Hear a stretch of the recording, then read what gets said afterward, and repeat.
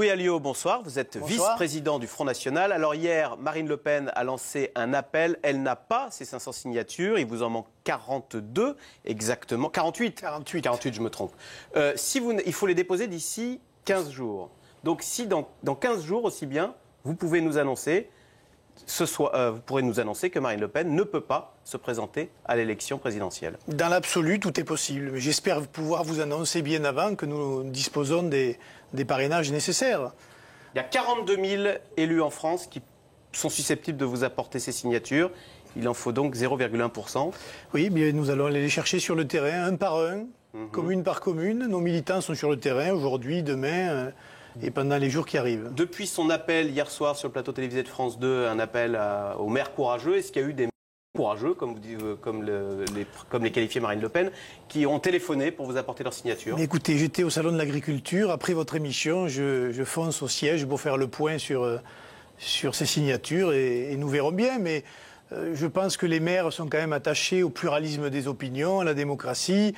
Considèrent que Marine Le Pen est une candidate qui compte aujourd'hui dans l'élection présidentielle et ils imaginent mal qu'elle ne soit pas candidate. Donc beaucoup de maires, ou en tout cas un certain nombre d'entre eux, nous ont dit, écoutez, si vous ne les avez pas, revenez nous voir.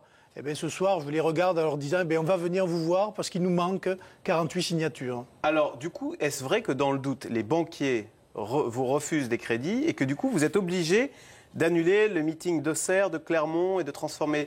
C'est pas un peu de l'intox, ça? Pas du tout. Vous savez, les banques aujourd'hui sont très frileuses. Elles ne prêtent que l'argent dont vous disposez. Donc leur parachute, en quelque sorte, c'est les 500 signatures. Elles ne nous prêtent pas d'argent. Donc nous sommes obligés de faire avec l'argent de nos militants des prêts, tout simplement, de petites sommes, mais des prêts quand même. Et nous avons été obligés d'annuler Auxerre, Clermont-Ferrand et de transformer la convention de Lyon en meeting à Lyon, parce que verser des arts pour ça coûte cher.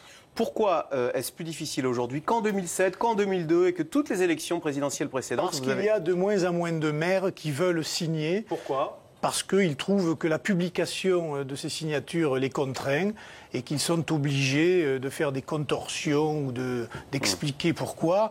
Je pense qu'aujourd'hui, ce phénomène est un peu tombé à l'heure où on parle, puisque tous les partis politiques, ou en tout cas les grands leaders politiques, ont dit qu'il serait anormal que Marine Le Pen ne soit pas candidate, donc les maires ont quand même beaucoup moins de pression et ils peuvent plus facilement signer pour elle. Alors Louis Alliot, ce matin vous étiez au Salon de l'Agriculture. D'abord, est-ce que les agriculteurs vous en parlent suite à la polémique sur la viande halal? Est-ce qu'ils vous en ont parlé ou bien est-ce qu'ils disent moi, une fois que ma viande est vendue dans les abattoirs, ça n'est plus mon affaire? Ils nous en ont parlé puisque c'est une opinion qu'ils avaient, qu'ils n'exprimaient pas tout haut et qu'ils pensaient tout bas.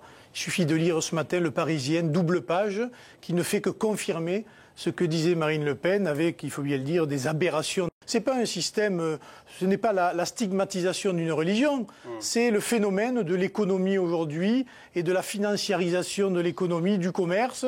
On fait tout pour abaisser des coûts, y compris en contradiction. En même temps, si la viande est moins chère, il y a beaucoup de Français, ça leur est égal de manger halal, non? Oui, mais ils aimeraient bien savoir ce qu'ils mangent.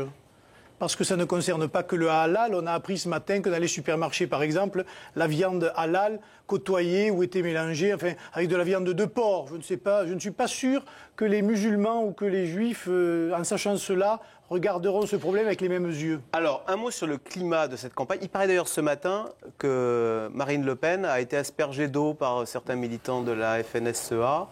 Hier, c'était le président Sarkozy qui était bousculé par des indépendants basque et Nicolas Sarkozy qui a du coup dénoncé la volonté d'épuration de François Hollande qui, dit-il, pourrait se livrer à une chasse aux sorcières et évincer quelques responsables qui seraient trop marqués à droite.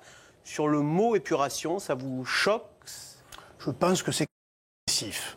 Ce qui est vrai, c'est que M. Hollande, comme d'ailleurs tous les socialistes en général, quand ils prennent des collectivités, ne feront aucun cadeau aux fonctionnaires en place et qu'ils feront tout pour mettre leurs amis.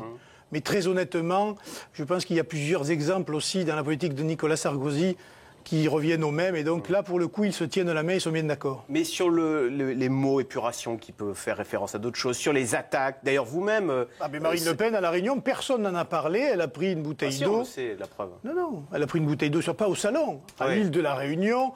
Elle a eu un manifestant de gauche qui est monté sur sa voiture. Là, c'est normal. Voilà.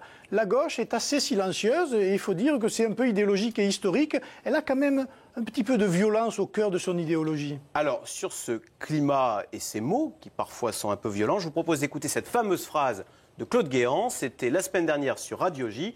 Le ministre de l'Intérieur parlait du Front National et de Marine Le Pen. On l'écoute.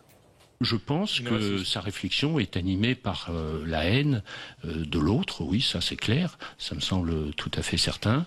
Ce qui est très surprenant aussi dans son discours, mais c'est un peu inverse, c'est qu'elle a des accents d'un socialisme exacerbé. Ce n'est pas un parti républicain, de mon point de vue, c'est un parti qui est nationaliste et socialiste.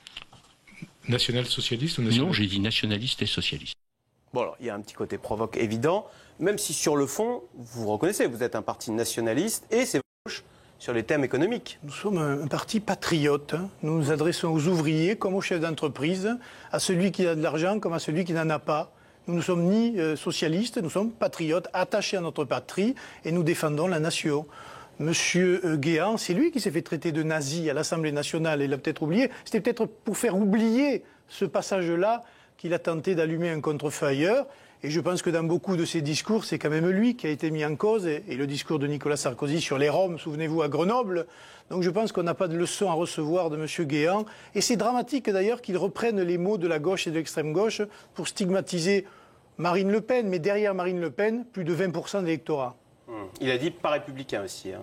Bon, donc ça c'est la tarte à la crème. Qui est républicain, qui ne l'est pas. Sur vos programmes économiques, vous rétablissez la retraite à 60 ans. Alors ça, c'est quand même la formule magique, parce que tout le monde dit on vit plus vieux, il faut travailler un peu plus pour s'en sortir. Vous, il y a une formule magique. Il n'y a pas de formule magique. Pour celui, d'ailleurs, ce n'est pas un problème de retraite à 60 ans, c'est un problème d'années de cotisation. Celui qui a 40 années de cotisation, il a le droit de prendre sa retraite, il commence à 20 ans.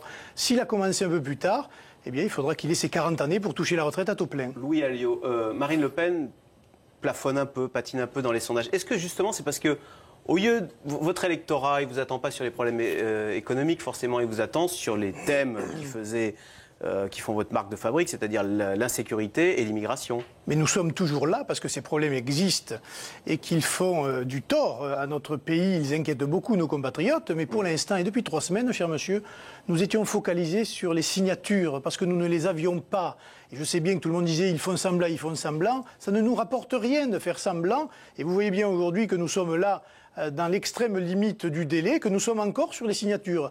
Laissez-nous déposer les 500 signatures et à ce moment-là, vous verrez que les courbes des sondages remonteront pour Marine Le Pen et baisseront pour les 2 autres. Aujourd'hui, le journal Le Monde rapportait des propos d'électeurs du Front National et disant les gens ont le sentiment que Marine est la seule qui peut faire tout péter. C'est ce que disent vos électeurs. Et ils disent mais on n'aimerait pas la voir au sommet. Vous êtes quand même toujours dans les gens, pour vos électeurs, un vote coup de gueule et absolument pas un vote sérieux de gouvernement. Écoutez, ça c'est vous qui le dites. C'est ce qu'ils disent. On n'aimerait pas l'avoir au sommet. Non mais d'accord, mais c'est quelqu'un pris dans la rue. Ouais. Mais je vais vous dire, il y a un sondage qui est sorti, l'IFOP, une enquête très sérieuse en début de semaine. Les électeurs de Hollande votent Hollande en grande majorité parce qu'ils ne veulent plus Sarkozy. C'est aussi un vote sanction. Et ceux qui votent Sarkozy parce qu'ils ne veulent pas voir Hollande. C'est aussi un vote sanction. La politique, il y a de l'adhésion et il y a aussi un vote protestataire. Il faut les deux pour que ce soit crédible. Merci Louis Alliot. Je rappelle donc que vous êtes vice-président du Front National et je crois demain que vous allez dans les Pyrénées-Orientales pour aller frapper à la porte des maires pour solliciter leur signature. Merci. Merci à vous.